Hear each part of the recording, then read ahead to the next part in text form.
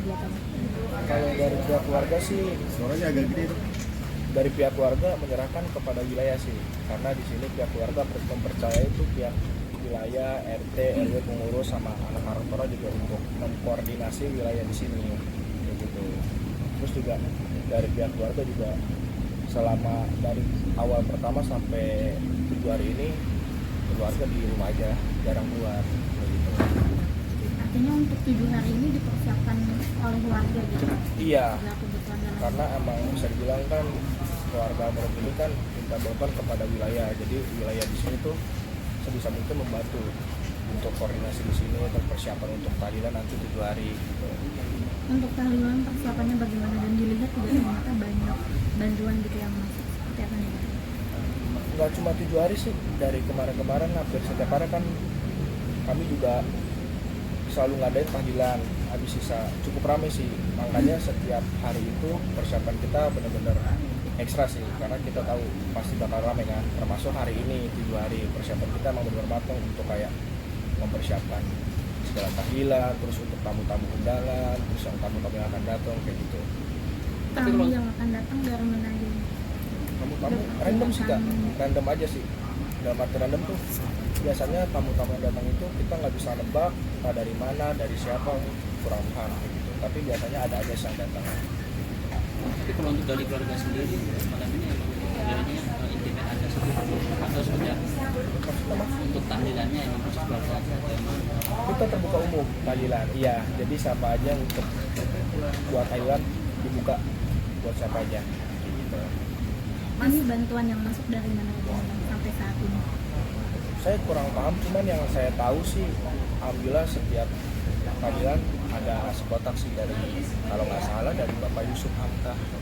Itu yang saya tahu dari pribadi saya. Cuman selebihnya saya kurang paham.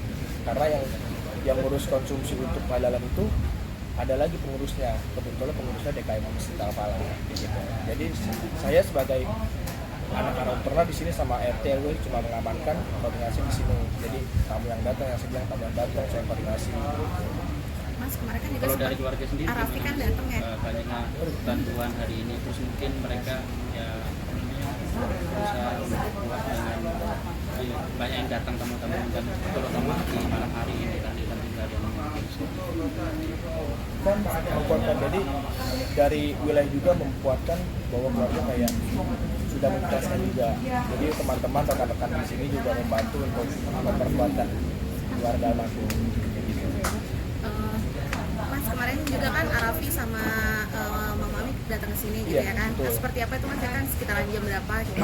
Jadi emang kan kita sepakat wilayah sama pihak keluarga itu kan habis tahlilan itu kan pihak keluarga tidak mau ditemui siapapun, awalnya kayak gitu. Nah pas hari itu emang kita stop untuk pertemuan dengan keluarga kan, akhirnya istirahat, pihak keluarga istirahat, kita sebagai wilayah ngejaga di pos ini segala macam. Datanglah satu orang, entah dari mana tuh, saya nggak kurang paham dari mana. Saya tanya, maaf mas, mau kemana, dari mana? Terus dia bilang mau ketemu pihak keluarga. Terus saya bilang, maaf mas, kalau untuk ketemu dengan pihak keluarga tidak bisa karena udah terlalu malam kan, pihak keluarga juga tidak mengizinkan. Terus beliau bilang, Arafi mau kesini. Saya pikir Arafi mungkin dengan kali ya, datangnya kali ya, karena kondisi juga udah malam juga kan, jam 10 udah sepi juga kan. Akhirnya saya minta identitas dia untuk biar saya percaya kalau benar Arafi mau datang. Akhirnya saya dia ngasih identitas segala macam. Saya ke depan benar Arafi datang sama mamanya berdua plus sama tim-timnya dia kayak gitu. Cukup ramai sih, banyak yang antusias kedatangan Arafi gitu. Kira-kira berapa lama tuh Mas Arafi di rumah? Sekitaran 20 menit setengah jam lah Kak, kurang lebih itu di jam 10-an karena memang sudah malam kan. Yang disampaikan apa dengan Arafi mungkin atau bantuan mungkin darah. Kalau saya kurang tahu dia ngomong apa karena kan saya kan di sini kan ditugaskan untuk mengamankan saja gitu. Tapi reaksi keluarga waktu itu waktu udah Arafi datang gimana sih bahagianya? Kenapa? Reaksi keluarga waktu itu waktu Arafi datang bahagianya gimana sih? Kalau lihat dari keluarga sih cukup dibilang bahagia sih, senang ya, senang juga gitu. Banyak terima kasih sih buat keluarga karena masih mau dengan kesibukannya Arafi masih seperti mau datang ke rumah. ada santunan yang diberikan? Kalau santunan saya kurang tahu lah. Gitu. Dari Arafi kurang tahu saya mengenai itu. Sampai saat ini kan juga kita tahu banyak yang datang juga dari kalangan pejabat dan juga public figure. Sampai saat ini ada siapa itu gitu yang belum tertahu? Kalau 2 hari belakang ini yang saya lihat terakhir cuma Arafi. Cuman yang pas hari Jumat sama Sabtu kemarin itu banyak sih dari pejabat, menteri, Pak Presiden, Pak Gubernur, Wakil Gubernur, termasuk Ibu Puan juga kan datang juga banyak. Cuman kalau belakang-belakang ini udah mulai sepi pejabat atau siapapun yang datang. Tapi ramainya itu di saat tahlilan. Kayak gitu banyak dari pihak-pihak driver ojek online yang mau ikut tahlilan. Gitu.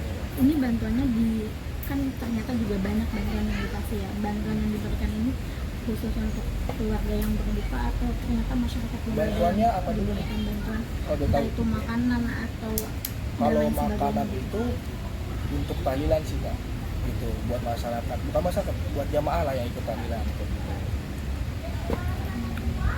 Mas sebagai mungkin sahabatnya Afan waktu kecil ya, dari kecil mungkin sosok Afan sendiri seperti apa sih? Kebetulan saya teman kecilnya dia, teman dekatnya dia, teman bandelnya juga, jadi saya tahu karakternya dia tuh kecilnya itu bila bisa dibilang itu bandel, bangor, jahil, dibilang sering bikin orang tua juga ketawa. Tapi semenjak beranjak dewasa dia mulai pendiam. Yang dalam arti pendiam itu yang tidak banyak ngomong. Kalau ketemu sama teman-teman sama saya jarang ngobrol. Dia tipikal orang tuh yang mau diajak ngobrol dulu baru dia buka suara. Kalau misalnya dia tidak ditegur atau dipanggil dia jarang berkomunikasi karena orangnya pendiam. Makanya saya sebagai teman kecil agak kaget sih. Saya tahu kecilnya dia segala macam, tapi kok pas dewasa kok jadi pendiam, bisa dibilang juga sebelumnya introvert lah kayak gitu. Tapi jadi tulang punggung keluarga juga ya. Nah itu tuh karena emang kan bisa bilang kan bapaknya kan kerjanya juga ojek online juga kebetulan, terus mamanya juga setahu saya dia juga tukang bantu-bantu di rumah-rumah warga sekitar gitu. Terus juga almarhum ini dulu kerjanya sebelum di ojek online itu di security lingkungan. Jadi di lingkungan ini ada security yang jaga, kebetulan almarhum sebelum di ojek online di security. Makanya dia bisa beli motor sendiri, beli HP sendiri dari bayar di sendiri. Dia pinter nabung bang orangnya. Gitu. Sedih nggak sih bang ditinggal sama teman kecil gitu? Kalau dari abang sendiri gitu? Dibilang sedih banget saya, karena kebetulan almarhum ini kebetulan anggota perlengkapan saya di Karang Taruna. Nah almarhum ini yang paling saya andelin dalam keanggotaan begitu. Makanya pas saya tahu, saya merasa kehilangan sosok yang saya andelin setiap ada kegiatan, entah 17-an segala macam gitu. Pada saat kejadian mungkin kemarin beliau berpulang, Mas sempat ini juga nggak sih ikut menyaksikan gitu, mengantarkan juga gitu? Mengantarkan iya, mengantar ke kuburan iya, saya ke rumah sakit sama keluarga juga iya gitu. Jadi awalnya saya tahu beliau meninggal itu awalnya saya lagi rapat di sini, di pos ini saya lagi rapat sama teman-teman yang lain. Banyak juga kan tuh dari berita, dari grup, banyak demo di mana-mana, kerusuhan di mana-mana ya kan. Akhirnya muncullah di grup saya pribadi nih, ada driver ojek online yang tertabrak kan, gitu. Akhirnya saya lihat videonya ada muka almarhum, cuman saya nggak ngeh kalau itu almarhum, karena kan kondisi di situ satu kamera kurang jelas, ramai juga, terus juga nggak kelihatan muka almarhum kan. Akhirnya nggak lama kemudian muncul nama almarhum, ada 2 kan yang muncul tuh, Umar sama Afan Kurniawan. Cuman pas saya tengok nama almarhum Afan Kurniawan, saya langsung mikir sendiri pribadi, kok mirip nama teman saya bilang teman kecil saya, soalnya kan bisa dibilang di wilayah lingkungan ini nama almarhum itu jarang ada yang sama kayak gitu. Akhirnya nggak lama muncullah KTP almarhum termasuk sama KTP Umar ini. Pas lihat KTP almarhum, pas lihat nggak tahunya benar, itu saya shock, teman-teman juga semuanya shock, lemes juga, sedih segala macam. Langsung saya koordinasi ke pihak keluarga untuk ngecek ke kosannya. Kebetulan itu hujan juga kan gede mas, itu malam Jumat sekitar jam 8-an ke rumah ke kosan almarhum. Pas saya sampai sana, orang tua almarhum udah nangis ibu termasuk bapaknya udah nangis, sama adiknya sama abangnya udah nangis. Nah tahunya pihak keluarga tahu kabar itu dari pihak keluarga yang di daerah Palmerah, karena kan KTP almarhum itu kan berdomisili, KTP-nya itu kan Palmerah, bukan di sini, walaupun dia udah tinggal lama di sini dari kecil kayak gitu. Oke. Mas, tapi pada saat kejadian itu emang almarhum tidak ikut demo ya? Berarti memang sedang narik ya? Nah awalnya juga saya tidak tahu entah itu ikut demo atau narik, saya awalnya tidak tahu. Tapi setahu saya dia itu paling takut yang namanya ikut-ikut keramaian, demo segala macam, karena pas kejadian itu paling takut. Jadi awalnya tuh saya tahu dia habis narik itu pas saya ngelacak motornya, karena kan pas kejadian itu kan ada 3 barang yang belum ditemuin, termasuk 1 motor, 2 HP, 3 dompet. Itu yang paling saya cari sama teman-teman di sini gitu. Karena kan di situ kondisinya pada pusing, bingung, mikirin almarhum kan. Akhirnya saya teman-teman antusias untuk nyari 3 barang ini.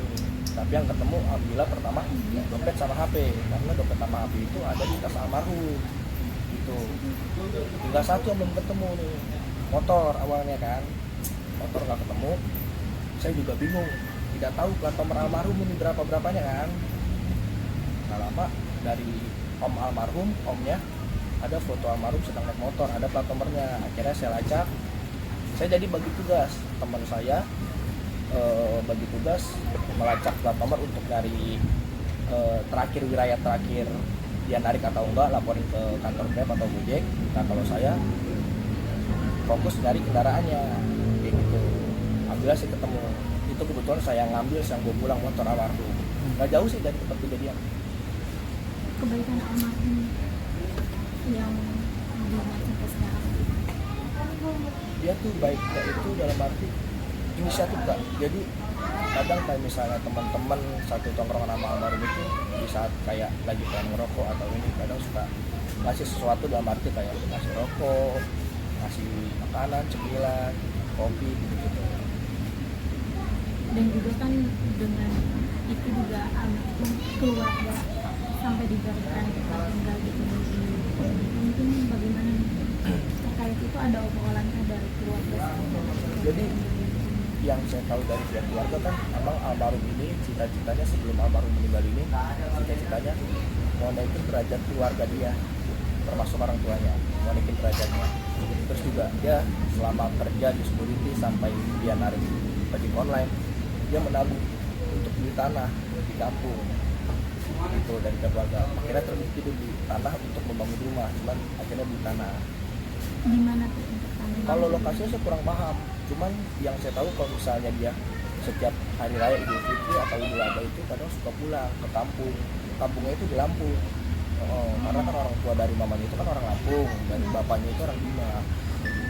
Jadi udah beli tanah ya? Iya, beli tanah. Makanya saya sedihnya, kok kenapa lo harus hilang dulu baru lo bisa ngebanggain orang tua lo. Saya mikir sebagai teman kecil kayak gitu. Mungkin ini salah satu cara almarhum untuk menaikkan derajat keluarga dia, walaupun dia nggak ada. Itu dia. Kalau untuk rumah sekarang seperti apa nih? Apa? Untuk rumah yang diberikan dari ini udah yang di Cilandak. ditinggalin sama keluarga. Oh belum, karena kan yang saya tahu itu katanya sih lagi direnov Kak gitu. Cuman saya nggak tahu untuk tinggal di sananya keluarga kapannya, saya belum tahu. Karena kan adiknya ini yang cewek masih sekolah di sini di Jakarta, masih kelas 2 SMP kayak gitu. Dibilang bye-bye aja sih masih badai, cuman dia kayak dari pandangan saya masih suka keinget sama almarhum, karena bisa dibilang almarhum ini anak paling kesayangannya Kak. Walaupun dia tuh tipikal orang yang jarang ngobrol kalau di rumah, jadi dari pagi sampai malam kerjanya narik cari duit gitu Kak. Karena kan dia salah satu tulang punggung keluarga juga kan gitu. Makanya dia sebisa mungkin membantu keluarga untuk kehidupan sehari-hari gitu.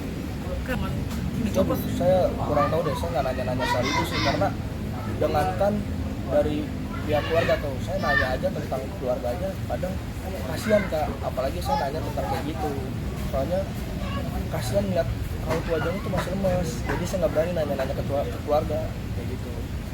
Mungkin tahu atau nggak tahu sih, kurang tahu juga sih masalah itu. Almarhum anak kedua, dia 3 bersaudara, dia punya abang, almarhum kedua, ketiganya adik perempuan. Nah kebetulan abangnya itu tadi teman saya sebelum kenal sama almarhum, karena kan dia adik kakak Jadi pas kenal almarhum, kenal sama abangnya, plus ketemu sama almarhum. Gitu. Jadi mana sama almarhum? Bang, nama Muhammad Nur Fajrian.